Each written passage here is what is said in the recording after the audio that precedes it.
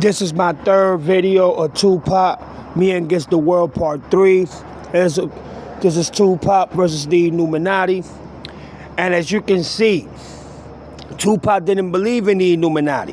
When they told him about the Illuminati when he was incarcerated in prison for that fake-ass charge, that rape charge, they told him about who Illuminati was and who was the people that were really trying to, get him out the way, along with COINTELPRO and the FBI and the police. But here it goes. Tupac Shakur was not against the Illuminati in the sense of a belief in a real, all-powerful secret society. Rather, he dismissed the idea of the Illuminati as a distraction from real world issues like cinematic, oppression, poverty, and racism. His use of the term Illuminati was intended to kill or reject that conspiracy theory. In a notable 1996 interview, he stated, "I'm not putting the kill in Illuminati. That means I'm against that shit. I don't believe in that. That's just another way to keep yourself enslaved. That's another way to keep you sidetracked." So basically just saying, I don't want to put that in my mind and in my, situation, or even consider it to be something factual, because that's exactly what they want, for me to be distracted and carry that chest and carry that weight on my shoulders, already me dealing with what I'm dealing with. But Tupac changed his mind after he started seeing what they were talking about the Illuminati was exactly real. Despite his clear statements, conspiracy theories linking his death to an Illuminati plot persist in online communities, often fueled by the album's title and his outspoken nature against powerful figures in the music industry. So you see, after a certain amount of time, Tupac started taking his uncles and his Black Panthers' word, and a lot of people within the prison who were studying and who knew who the Illuminati was serious. Like, he wasn't taking it for a joke, but it took him a minute to realize that he had to take that in consideration and had to take that seriously, because the Illuminati, they were the ones that put together the COINTELPRO, the FBI, the police, the FBI, the CIA, to keep Tupac's family under surveillance and the whole 9 yards. These are the most powerful people in the world. And Tupac at the time didn't want to believe it, but in time, he started to believe it. These people are so powerful that you can't see what's coming. And especially when they want to eliminate you or take you out. And especially when you're going against the power itself, when you're going against the elite, and you're going against the quote that basically wanted to establish you and make you a famous superstar, or give you what you want as long as you comply with their, obligations and pleas. And most of all, if you wanted to stand out more than anybody else because of your talent or your gift, you had to comply in some shape or way or form, or sacrifice, or sign that contract with the devil with your blood on it. But Tupac decided to take the other route. But once Tupac started getting that favoritism all over the world, and he saw that there had to be a way to find out, who are these people? Why are these people after my family? Why are these people after me? Why are these people after the organization that my mom was in? Why are these people are not seen, heard of, or even, put on the face on the map where they can be recognized and see who they are? And that's exactly what the Illuminati is. They are elites. They're not to be seen. These are the people that work behind the White House, behind the FBI, behind the CIA, behind the corrupted police and the government officials. You cannot see them. They're the ones that pay these motherfuckers. But you see, the rituals and what you have to do and what you have to sacrifice is what Tupac didn't understand. But Tupac, being the smart, intelligent, reader that he was, he started reading books That's how he read the book, you know what I'm saying, of Machiavelli, how he came back in 7 days after he faked his death and killed all of his enemies in 7 days. That's why he named this album, Illuminati, the 7-Day Theory. But you see, it's not even that. It took Tupac a minute to understand that with these people, you can't just talk about and receive no retaliation or receive any type of, you know what I'm saying, bloodbath or any type of lash or anything to the significant where one of your families, one of your friends, one of your peoples might be sacrificed or be taken out without you even knowing what hit you. You see, when Tupac started practicing how it is to disappear, how to fake your life, how to be a ghost, but still be there on the scene without you being seen or heard, that's when Tupac started getting very smart. And in some cases, Tupac participated going into a couple rituals. And he learned every little detail vividly, brutally. The understanding, the method, the ritual, the standard, and what it meant if you put your name in blood and sign your name with the devil himself. But you see, the Illuminati already was expecting that from Tupac. They were just waiting patiently for Tupac to slip and do something drastically wrong, which Tupac did when he went to the Mike Tyson fight. He wasn't ready for what was coming. You see, P. Diddy being a true member of that quote and that, you know what I'm saying, foundation, he was able to, you know what I'm saying, collaborate with them quotes and them peoples that have this higher power, not God power, no. Talking about Satanism power, witchcraft power, reptilian power, and be able to go ahead and castrate and put together so Tupac can be murdered. But once Tupac found out what these people were all about, how these people get together, the significance of the rituals, and what had to be sacrificed for you to be accepted and not rejected, Tupac started talking about them. Tupac started talking about them in interviews. But he always said, I don't believe in them people.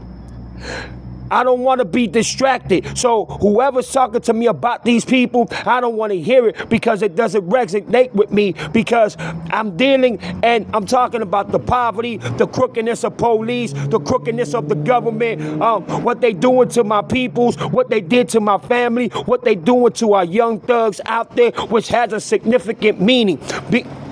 Him having thug life tattooed on his stomach, it didn't mean that he was a delinquent or a violent, habitual criminal or, you know, one of those that rob or sold drugs. It had a significant meaning of an infant child being born in that environment and in that type of circle and not being able to have and be at peace. So relentlessly, he had to avenge, you know, his peoples. And as you can see this picture right here, that is Quincy Jones' daughter. Tupac was supposed to marry Quincy Jones' daughter. But unfortunately, that never happened because of the circumstances and what happened to Tupac in Las Vegas that night when he went to go see Mike Tyson fighting, which Suge Knight was on parole.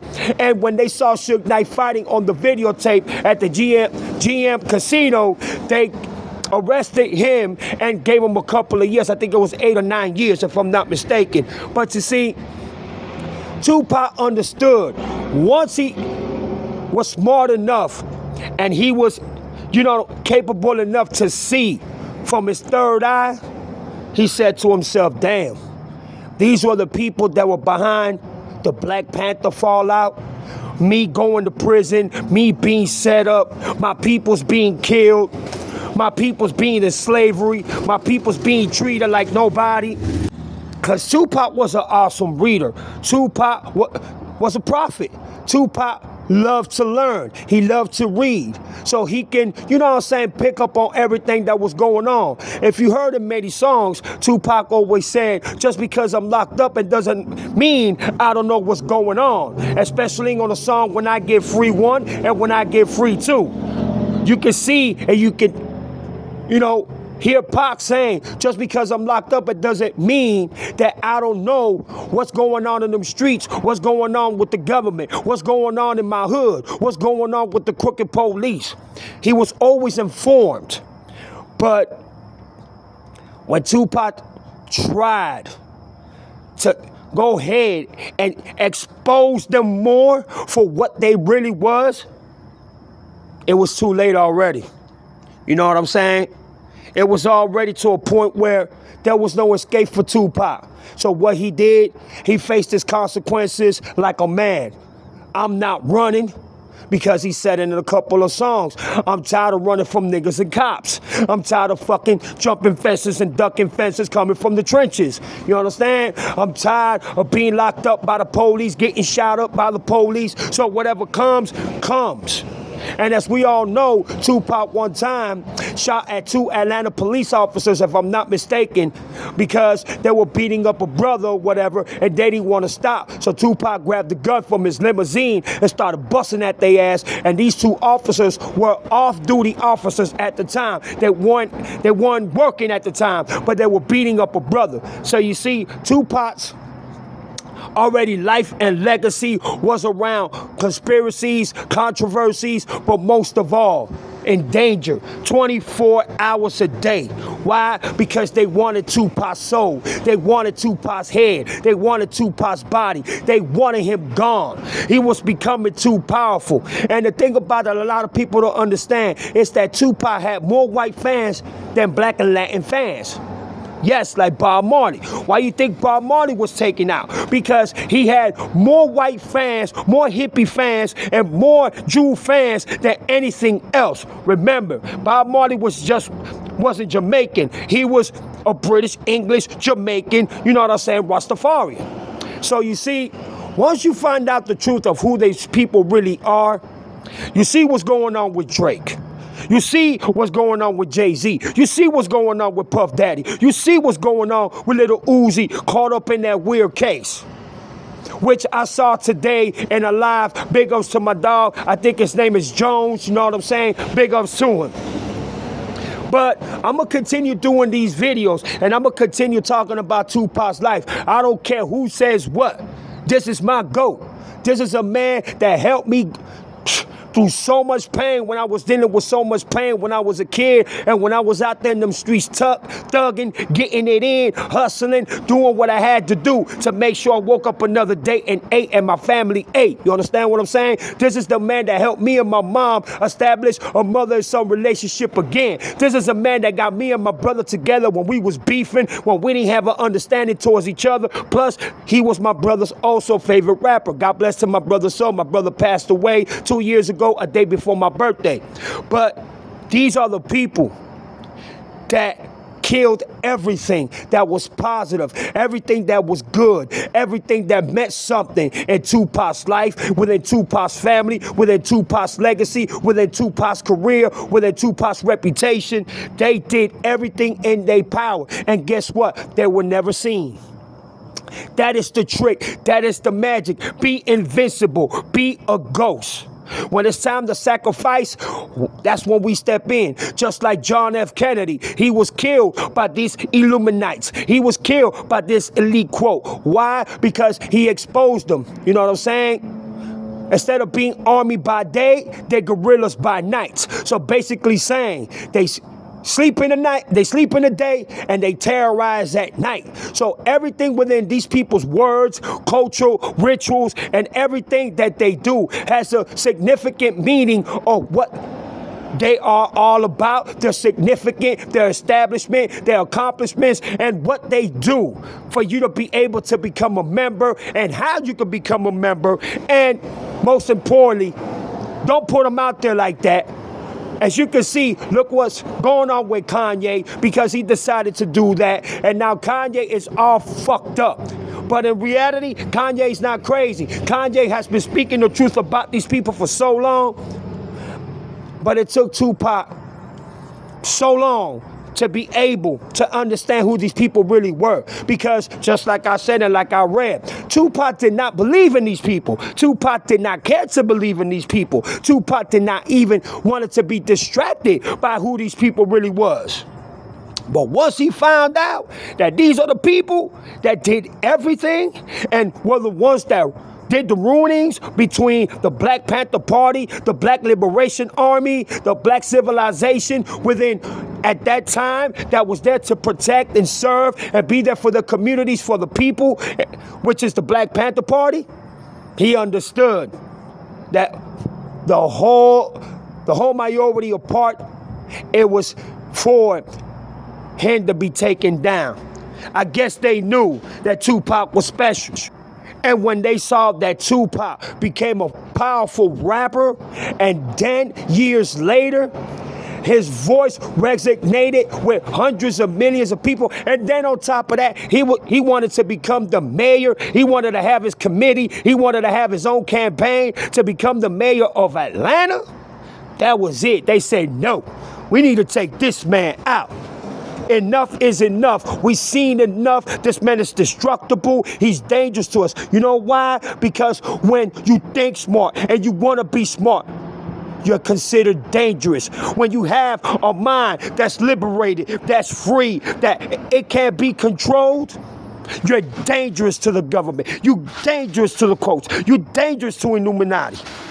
That's why Tupac was taken out. You know, just like Nipsey Hussle, God bless the dead. Method Man had an interview, I don't know how long it was ago. You know how we always say, peace, my brother? And Method Man said, I remember when Nipsey Hussle said, stay dangerous. And at the time, Method Man didn't understand what Nipsey Hussle was saying. But then he started realizing the quote, stay dangerous meant stay awoke, stay lifted, stay strategized, stay knowledgeable, stay with wisdom and understanding. Don't let these people put you down and make you look like a fool, where you can't stand up for your people and fight for your people and fight for your hoods and fight for what you believe in, because black power is what it is. And Method Man said, oh shit. So that's what Nipsey Hussle said, meant when he said stay dangerous. That's exactly why Nipsey Hussle paid the price as well, because the exposure about Dr. Sebi and Nick Cannon wanted to participate in it, and Nick Cannon was threatened. Also, Kobe Bryant wanted to be in that participation. And I believe him, Nick Cannon, and Nipsey Hussle, they were going to do a documentary. And before the documentary came out, you saw what happened to Kobe. You saw what happened to Nipsey. And then it was about to happen to Nick Cannon, but they just threatened Nick Cannon because at the time he was the only one that possessed all the information and all the documents and files when it came to the document. This all resonates back to Bob Marley and this man you see right here. It resonates through a lot of others, but they were too scared to talk about it, like Bob Marley or Tupac.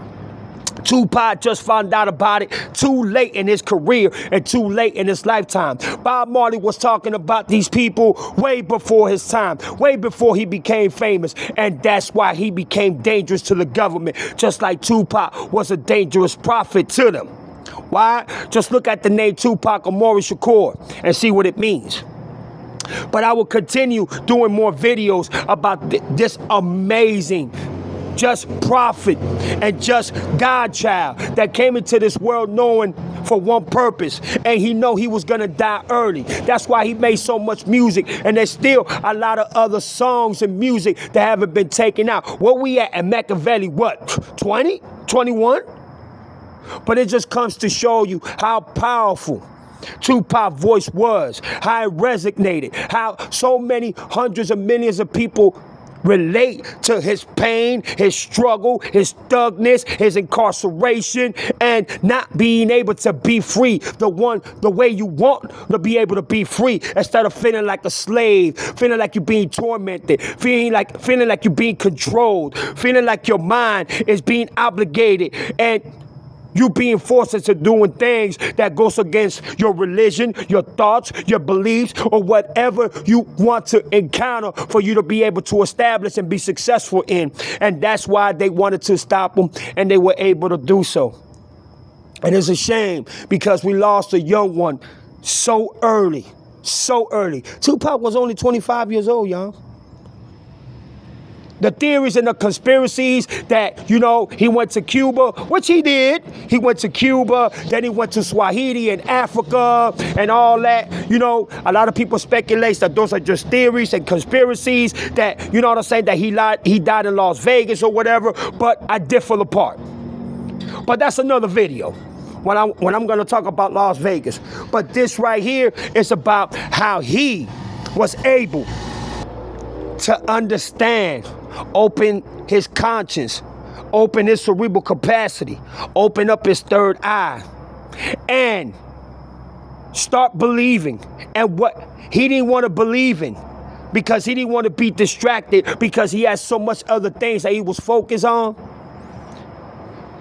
and was able to learn before he died who was the Illuminati, the Freemasons, that are within that quote, that are within that, you know what I'm saying, that foundation. Because you got good Freemasons and you got real bad Freemasons. Just like you got good santeros and you got bad santeros. You know what I'm saying? It's always between a good, bad, and evil type thing, like Scarface says. And Tupac had to find out the hard way. And I'm not gonna lie to you, I still listen to Tupac's music every day. Why? Because everything that Tupac says, we're going through it still to this day. Just like Bob Marley, we still going through it to this day.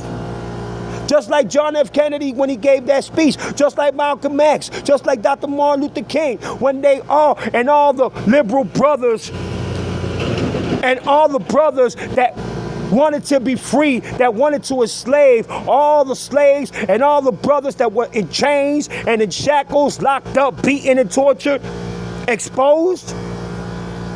We still going through it to this day. And Tupac was able to do that by letting his voice be heard. And unfortunately, we lost him too young. Y'all go ahead, leave y'all comments down below. Tell me how I feel about this. If y'all want to donate, you know, through my Cash App, feel more than free to do so. If you don't want to, I will continue, don't matter, doing these videos because I love doing this. I was born to do this. You know what I'm saying? I come from a very, very fucked up environment, low poverty, so-called minority section. I hate that word to the fucking extreme. But you know what I'm saying? This is also my hustle. But as you can see, a lot of my videos, I do this with heart, passion, dedication, and most of all, knowledge, wisdom, learning purposes, and most importantly, to educate the people that don't know who this man was and don't know about every other, you know what I'm saying, important figure that I'm gonna do videos about and talk about. I'm gonna talk about Spanish figures, because I am Spanish myself. I'm gonna talk about black figures, as in Dr. King, as in Malcolm X, as in Rosa Parks, as in Angela. I mean, I'm gonna do so much other videos, but I'm also gonna do my videos that I love to do, you know, about hip hop, because I am a hip hop head, I am a hip hop fanatic, and I'm also gonna start getting into my Spanish music, my Spanish heroes. I'm also gonna start doing videos just about every little thing that my brain can resonate and come up with, that I've learned throughout my, you know, 40 plus year in a lifetime. But when it comes to this man right here, I'm gonna forever do videos about this man. This is my GOAT right here. And there will be a part 4 of Tupac, Me Against the World. Be ready for it, prepare for it, because it's gonna be just as deep as this one. Y'all go ahead, y'all leave your comments down below. This is your boy Chico Black, aka Jaloso. I wanna thank my subscribers. I wanna thank Jimmy. Thank you so much for being there, supporting me, supporting my videos, and most importantly, giving me the respect and just being in my channel, seeing my videos, commenting, just like all my new subscribers and all my old subscribers since day one. Thank y'all so much. I appreciate it so much. I really do. But there's your boy Chico Black. I'm out of here. Thank all of you. Rest in peace to my favorite rapper of all time, Mr. Tupac Shakur. I'm out of here, y'all. Peace.